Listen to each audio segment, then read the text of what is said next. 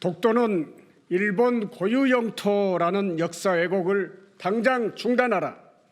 윤석열 정권은 대일 굴욕 외교가 초래한 일본의 교과서 왜곡 사태에 대해 국민 앞에 사죄하라. 일본의 역사 왜곡이 도를 넘었습니다.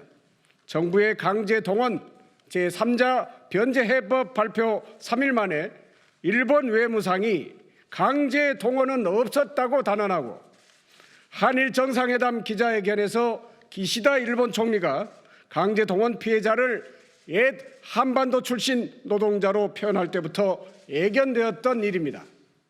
일본 초등학생이 내년부터 사용할 사회 교과서에 독도 관련 기술에 일본 고유의 영토, 한국이 불법 점거라는 내용을 집어넣어 독도에 대한 야욕을 또다시 드러냈습니다. 또한 일제강점기 조선인 징병과 강제 동원에 관한 기술에서도 강제성을 희석하는 방향으로 변경했습니다.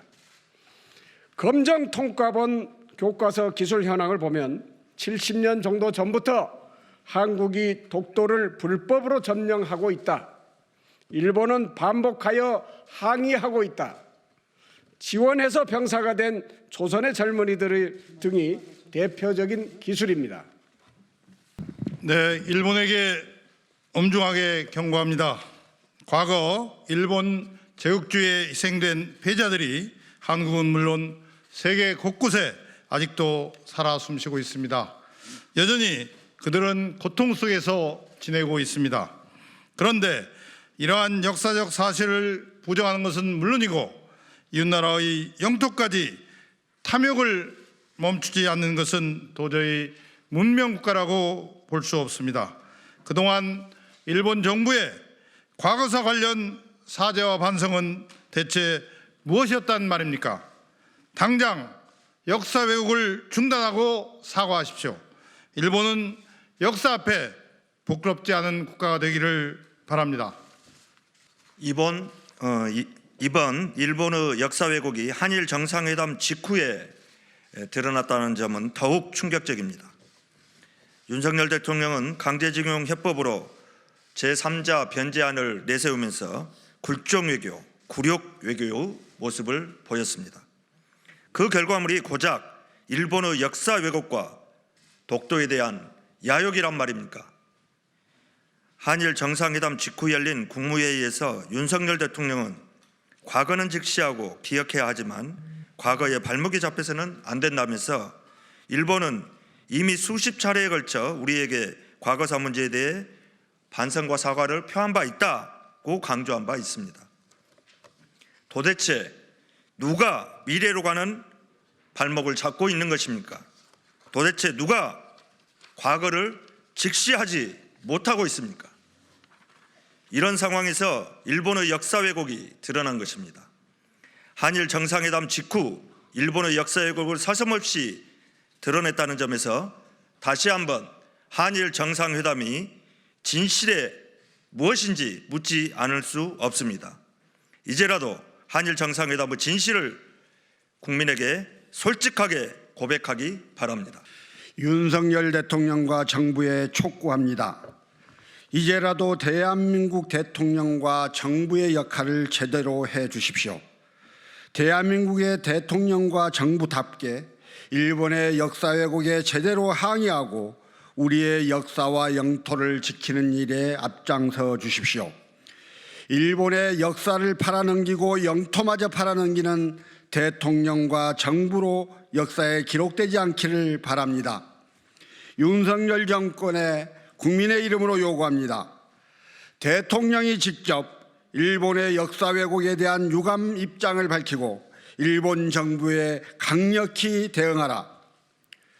대통령은 일본 정부가 1982년 검정 기준으로 국제사회에 약속한 근린 제국 조항을 교과서에 충실히 반영할 것을 촉구하라. 대통령은 굴욕적 한일 정상회담이 초래한 일본의 역사 교과서 왜곡 참사에 대한 책임을 통감하고 국민 앞에 사죄하라. 일본의 사죄도 배상도 없는 굴욕적 강제동원 제3자 변제 해법을 즉시 철회하라. 2023년 3월 19일 더불어민주당 제1구력예고 대책위원회 위원 및 국회 교육위원회 더불어민주당 무소속 위원 일동. 기자회견문을 낭독해 주신 네 분 위원님 수고하셨습니다. 이어서 도종환 위원님 그리고 박강훈 위원님의 발언이 있겠습니다. 도종환 의원입니다. 이번에 일본 초등학교 4, 5, 6학년 사회교과서 9종에서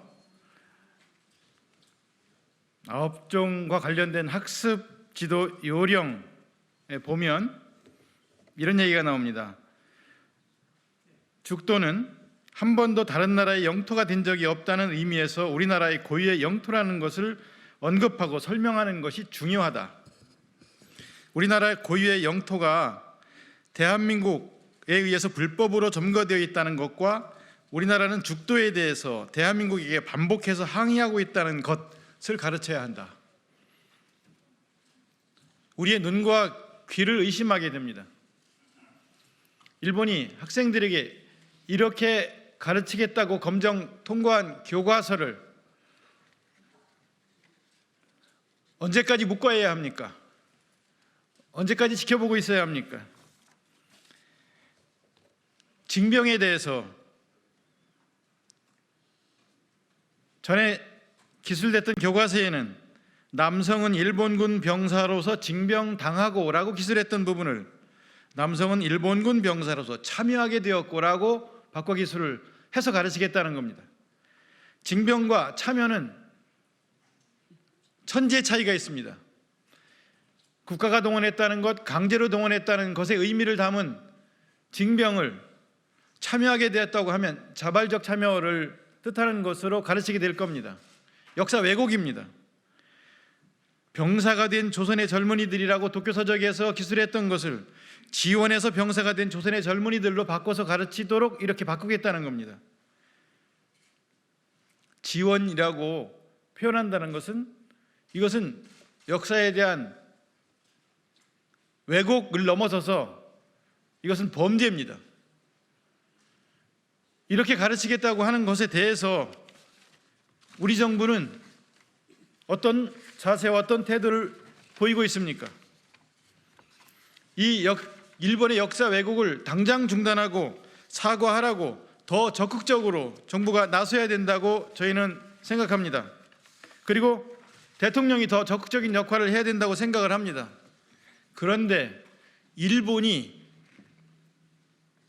이 역사 왜곡에 대해서 과거에는 방어적이었습니다. 근데 지금은 공격적입니다. 과거에는 수세적이었습니다. 근데 지금은 적극적입니다. 그리고 우리나라가 역사를 왜곡하고 있다는 자료집을 만들어서 영어, 일본어, 한국어로 전 세계에 배포하고 있는 상황까지 이르고 있습니다. 이 역사 왜곡에 대한 입장을 우리 정부는 확실하게 국제사회에 밝히고 국민들 앞에 밝히고 일본 정부에 강력하게 대응해야 된다고 생각합니다. 윤석열 대통령과 현 정부는 이 점에 대해서 국민들 앞에 명백한 입장을 밝혀주기를 거듭 촉구합니다. 이상입니다.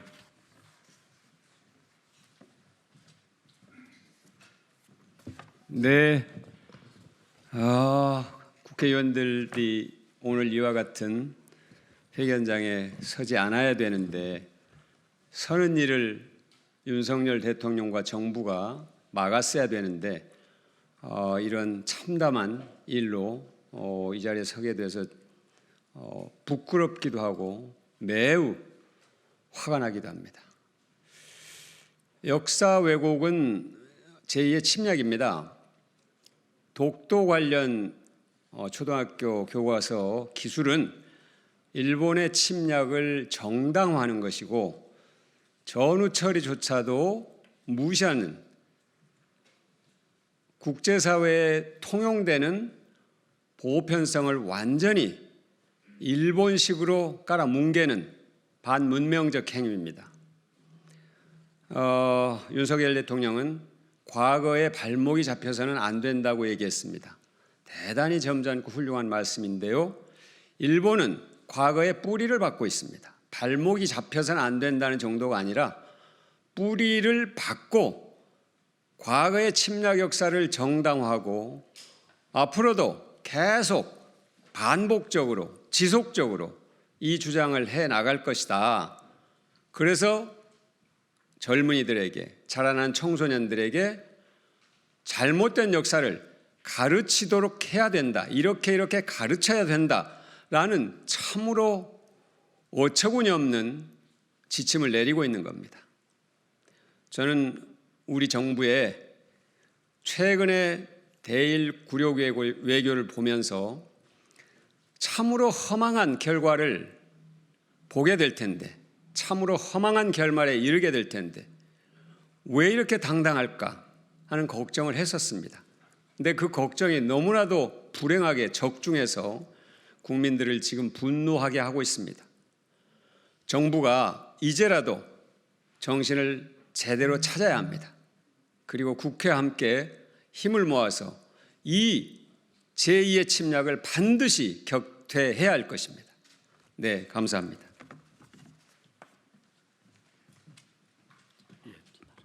두 분 발언 감사합니다. 그러면 끝으로 김상희 위원장님의 마무리 발언이 있겠습니다.